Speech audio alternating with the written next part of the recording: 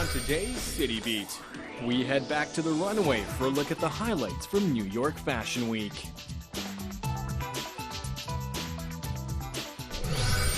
Then we're off to New York to check out some edible exhibitions at the Museum of Food and Drink.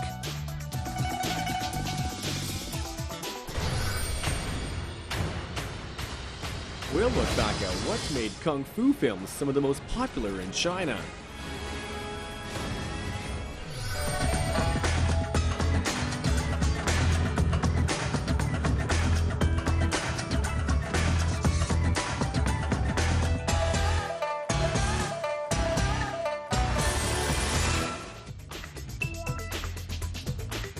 Welcome to City Beat, where we have the latest in art, culture, entertainment, fashion, and lifestyle. Every Monday, we go from Shanghai to New York and Los Angeles to bring you some of the coolest stuff from around the world. You can also scan our QR code or check our official WeChat account for all your City Beat updates. I'm the host, Wang Ying. With New York Fashion Week all wrapped up, let's head back to the runway and check out some of the biggest collections and highlights in street style. While you're still celebrating Chinese New Year, the 2016 Autumn-Winter New York Fashion Week is already taking place at Madison Square Gardens. New York Fashion Week is the starting point of the International Fashion Weeks, known as the Big Four, along with those in Paris, London, and Milan. Compared with the other three Fashion Weeks, New York is the most commercialized one. The brands showing at Fashion Week tend to focus more on business and the designs, which are always seen as a bit more conservative and less creative. Today, City Beat will bring you a few highlights from this year's New York Fashion Week.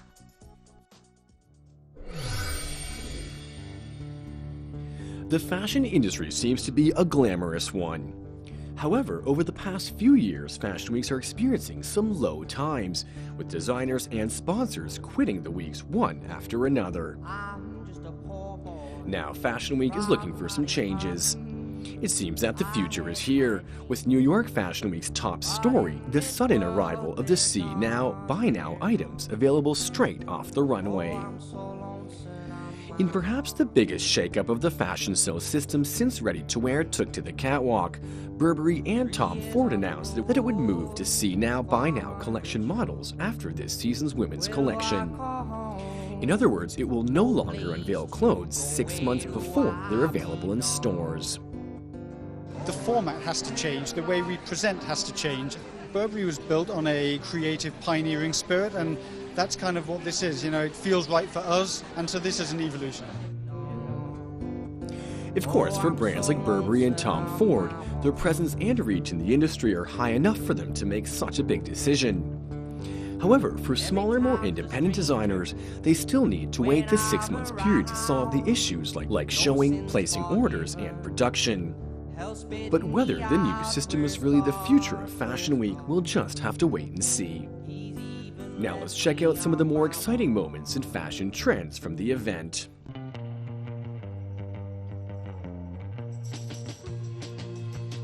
In addition to announcing their new fashion format, Burberry's Christopher Bailey also decided to change the collection from spring, summer, and autumn-winter to February and September, which means there's no seasonal difference in his designs in the future.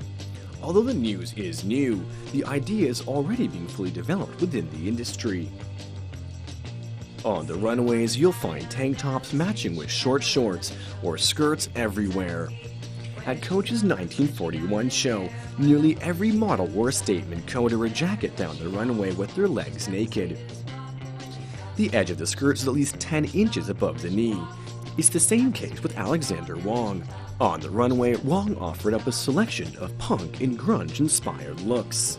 With a 90s flair, the Alexander Wang woman wore a wardrobe of mostly monochrome filled with boxy jackets. Form-fitting leather miniskirts and beanies emblazoned with the words like strict or tender.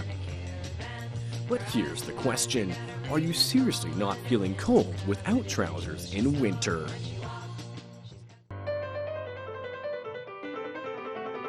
It seems that each season there's a flash of metallic on the runway.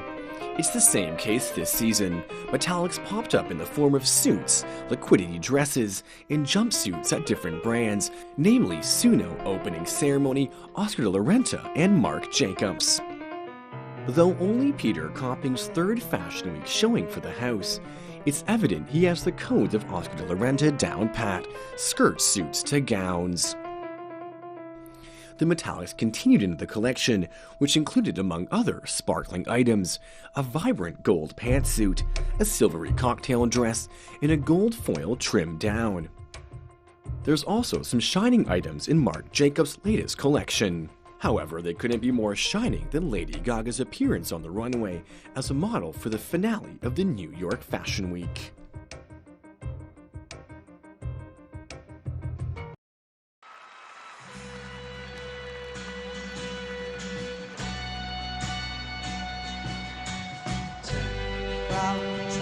Lady Gaga had a busy week.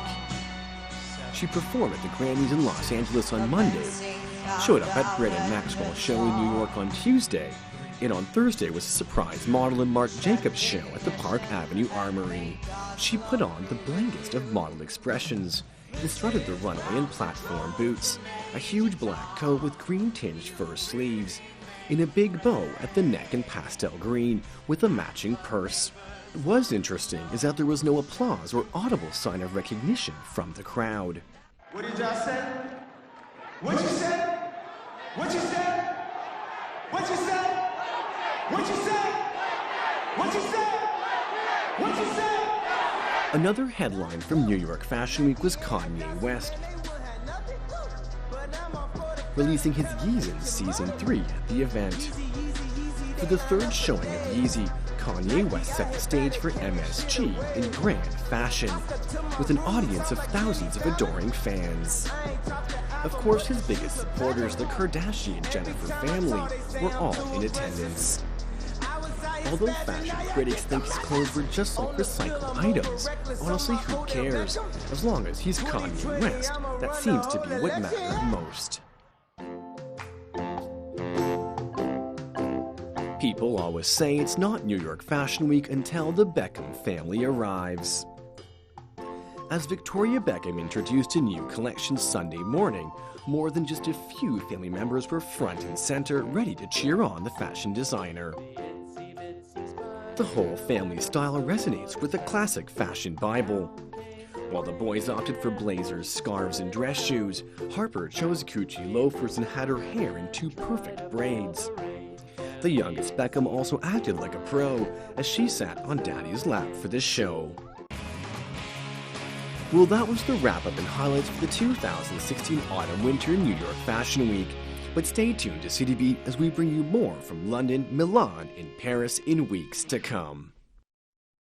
Now it's time for a short break, but when we come back, we'll stick around in New York for the Museum of Food and Drink. We head to New York's Museum of Food and Drink to get a taste of culture. We'll look back at what's made kung fu films some of the most popular in China.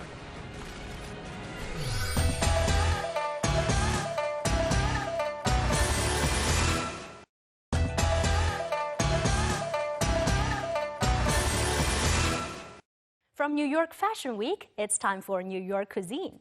Let's head to the Museum of Food and Drink and check out a few exhibitions we can eat. Whether you're eating and drinking at a restaurant, at home, or on the go, knowledge is always delicious. We're checking out one cool museum today. Let's head inside. Taking a bite or a sip out of history, science, and culture has never been this cool. Located in the heart of Williamsburg, the Museum of Food and Drink is the city's first museum of its kind, where you can taste as you learn. We're New York City's first food museum with exhibits that you can eat, and what we want to do is take people on a learning adventure through the culture, history, science, production, and commerce of food and drink. How are you hoping to inform visitors about food and their food choices? For us, it's really not about going up and saying like, oh, you should be doing this or you should be doing that. It's more about presenting people with really thoughtful, engaging information in an accessible way that empowers them actually to make just, as I said, more thoughtful decisions. At the lab's first exhibit, Flavor, Making It and Faking It, Visitors learn the difference between real and artificial flavors. Over time, you could only imagine how good scientists have become at creating mouth-watering tastes. Peter gives me a whiff of flavor evolution with the smell synth. We have 19 different buttons. Each one releases a particular smell, and you can combine the different smells to create other smells as well. And so you have everything from a grassy, leafy smell to stuff like cheesy vomit or nail polish remover. And you laugh, but it's funny because like these things actually can smell not so great on their own, but are essential to creating other smells. And one of my favorites is actually building the sweet cherry, so we can try that one together. I'm gonna press the lavender coriander seed, try the fruity ripe. Okay. And I'll get the almond extract, and we need nail polish remover. All right. Wow. Yeah. Who would have thought nail polish remover? What an interesting little added twist there. With all of today's modern flavor crazes, let's not forget where it all started, the ground up. One flavor's evolution is anything but vanilla. In the late 1800s, there were these French and German chemists that made a series of discoveries. One is that they realized that, well, most of the flavor of the vanilla bean comes actually from one chemical, which they called vanillin. Then they also discovered that, oh, it turns out that vanillin, you can find it in all sorts of other things that are not vanilla. Notably pine tree bark. So they tried taking vanillin from pine tree bark and putting it in food, and lo and behold, it tasted like vanilla. And this really started the whole process going forward, where they realized that you could actually replicate the flavors of foods by finding these flavor chemicals in other sources and putting them into food. From the plant to the box, who doesn't love a good bowl of cereal in the morning? Rewind to the early 1900s, and this is how this iconic breakfast food was made. This is actually called a cereal puffing gun, and this is the machine that made most breakfast cereals in the mid-20th century. You just lift up the lid there and you fill it up with ingredients. You can put in grains or dough pellets, and you put it inside and you seal it, and you heat this thing up until on this pressure dial it goes up to 150 pounds per square inch. And at that point, you fire it by literally hitting this trigger right here with a big metal stick. This is like an actual gun. It is. Boom. Yeah. And the thing fires like a shotgun, and huge cloud of steam, and bah, the cereal just explodes everywhere. Well, you won't get many people firing a puff gun these days. You will see shelves filled with cereals and other flavored foods. And on a lot of these boxes, you'll see phrases like natural and artificial flavors. Peter and his team are working to educate and inform consumers on what they're buying and eating. You know, anytime you're buying anything from the grocery store, if it's not, fresh produce, then there's a very good likelihood that it was in some way enhanced or tweaked by the flavor industry. All of these products contain natural flavors. And I think there's a lot of confusion around what actually a natural flavor is versus an artificial flavor.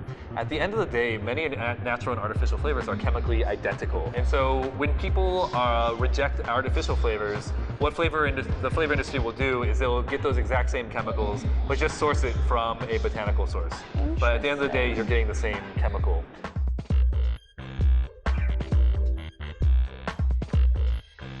Well, Peter, I gotta say, this has really opened my eyes, and I guess my mouth too, on the power of food and drink, its history, its evolution. And now it just gets me thinking what the future is gonna hold. Yeah, so I'm so happy you could come by, and we have so many ideas for exhibitions, everything from looking at kitchen technology to understanding how the digestive system works to having exhibitions on street food from around the world. So we're going to be doing exhibitions here every year, and then eventually opening up a much bigger museum where you'll have lots of stuff going on at the same time. Oh, excellent. Well, your future is nice and full with ideas. Yeah. So is my stomach. I'm starving. I got to get out of here. Reporting from New York, I'm Christy Clemens. Now let's head west to LA and see what City Beat's up to in California.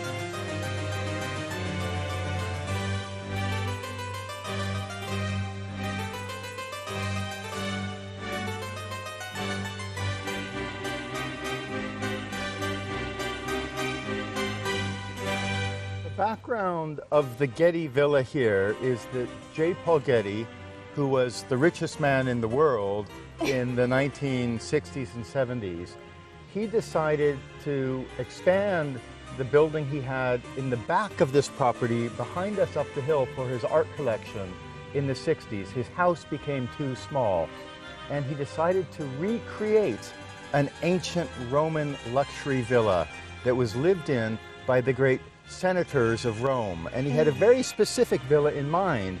This villa we're standing in is a replica of the Villa dei Papyri in the town of Herculaneum, which was one of the cities buried by the eruption of Mount Vesuvius in AD 79, along with more famous Pompeii.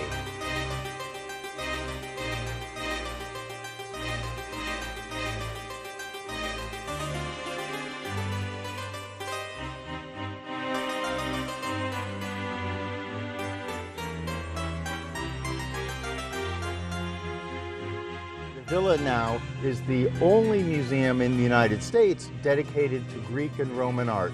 So while outside we have replicas based on the ancient original in Naples, inside we have Greek vases and marble statues and original works of art that Getty himself collected and that others that have been collected since his death by the museum.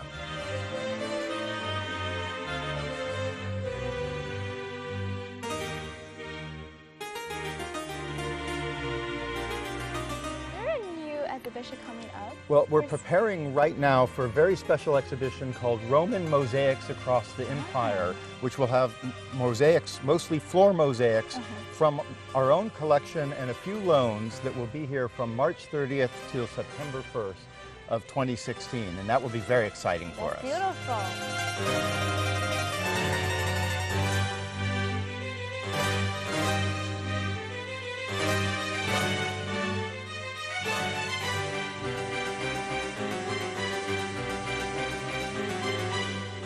This is the herb garden inside the Getty Villa next to the main garden. And obviously this is where they grow herbs and different vegetables according to the season. Like this one is just for the winter, it's cabbage. And you can see how beautiful they are.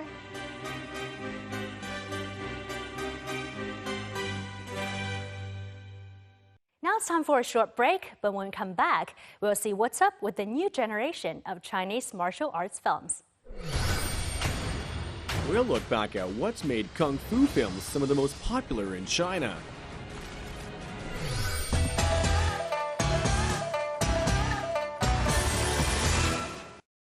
Martial art films have always been a big hit at the cinema, but times are changing and Kung Fu is going through a few ups and downs. Let's see what we can expect with China's new martial art movies. Different kinds of martial arts, death-defying stunts, and intense fight sequences have all made Kung Fu movies one of China's most popular genres. Now, a new wave of martial art films are hitting theaters across the country, with movies like The Master, Crouching Tiger, Hidden Dragon 2,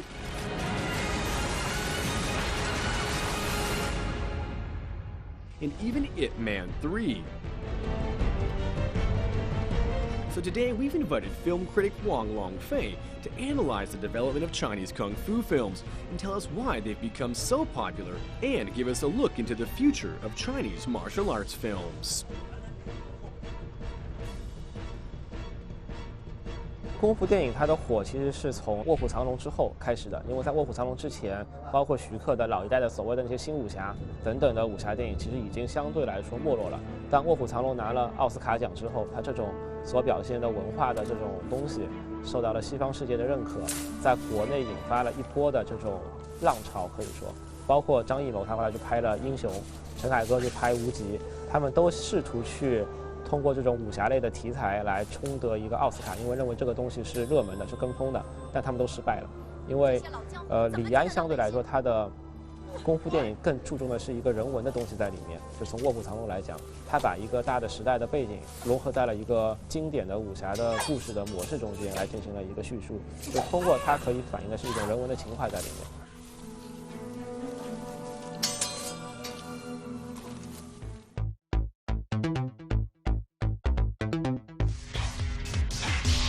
The movie The Grand Masters was considered a milestone in the history of Chinese kung fu films.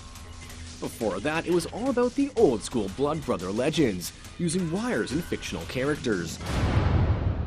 The Grand Master. But once The Grand Masters hit theaters, a shift in production took place, with kung fu becoming not just a technique to strengthen visual impact, but instead the theme of the films themselves.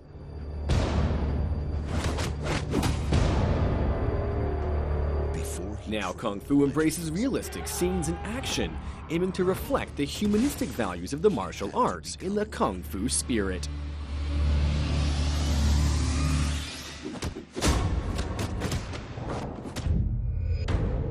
一直到了一代宗师，发展成了一个纯正的武侠电影，由叶问这个人来贯穿整个故事。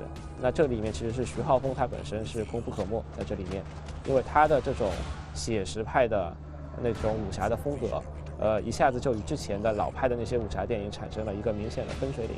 The true story that changed martial arts forever.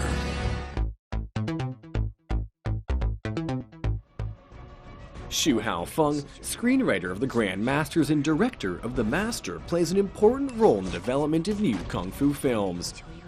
His movies grab the attention of the new generation with realistic cult film-like fighting scenes. 现在的年轻人也比较务实嘛，就不太喜欢看那种飞来飞去的东西。那么，他这种写实派、纪实派武侠的诞生，属于是在武侠界比较划时代的一个东西。那么师傅他就很明显，他是从那个帮派之间的斗争，就是踢馆，然后那个所产生的一个江湖的规矩，这种东西是比较吸引他们的那种西方人的视野的。给我句话，见你的心意。我不想当下了。最后师傅那一段，在一条那个小的巷道里面，一个人单挑所有的大门派。都是属于是点到为止，没有到那种就是说打得你死我活的这种江湖片的这种感觉在里面。那这种是对于武学的一种传承吧。就以往电影是为了讲故事而打，但它其实是为了表现功夫而在打。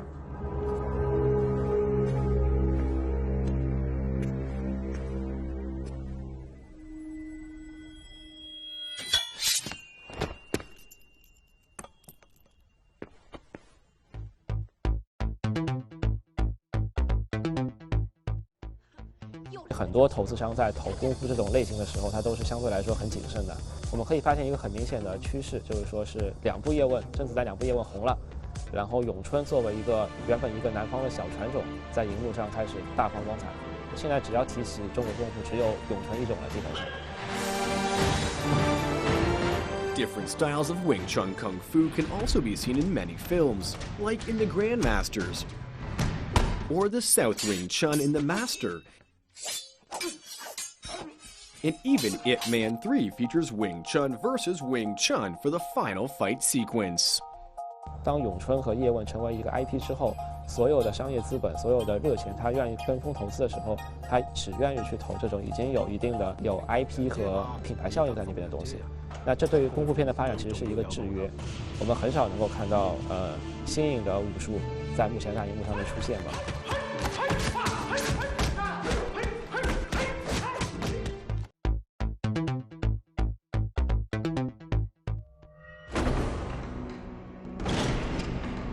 Although new kung fu may be on the rise, the future of the genre still faces a few challenges.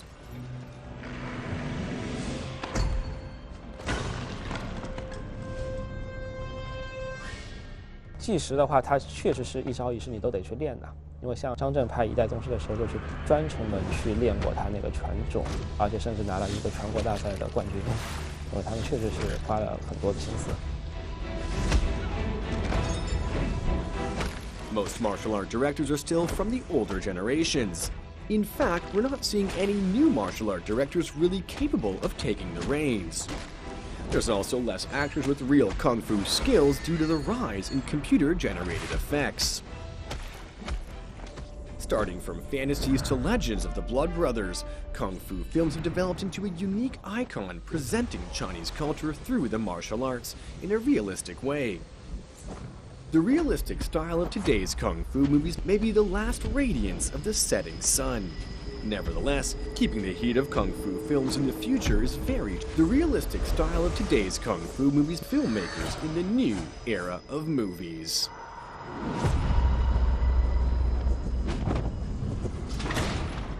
Now let's see what else is happening in Shanghai and beyond. Here in China, you may have heard the online tag Hot Mom. It seems to be floating around the internet with the likes of Jessica Alba, Gigi Lung, and Yang Mi all earning the title. It refers to the fact that these new moms don't seem to put on any extra baby weight. Patty Ho is another good example. She actually held her new fashion event here in Shanghai, giving us her thoughts on being a new mom. 我们忘记他是先叫爸爸还是妈，好像是 dad 这样子，所以那就是好像偏爸爸多一点。我们两个现在都会争，就是像他睁开眼睛第一个看到谁，所以我们都有那个小孩子的那个监视器，所以我们看到 baby 在动，我们两个人就会躲在他的房门口，然后看谁先冲进去，让 baby 第一眼看到你。然后有的时候如果像工作如果不在家，隔一天我先生就会礼让说，好吧，今天让你先进他的房间。 It's about that time, and even celebrities get older. So we should be seeing a few more hot moms coming our way very soon. Well, that's all the time we have for today's show. But join us tomorrow for all the latest in art, culture, fashion, lifestyle, and entertainment from across Shanghai.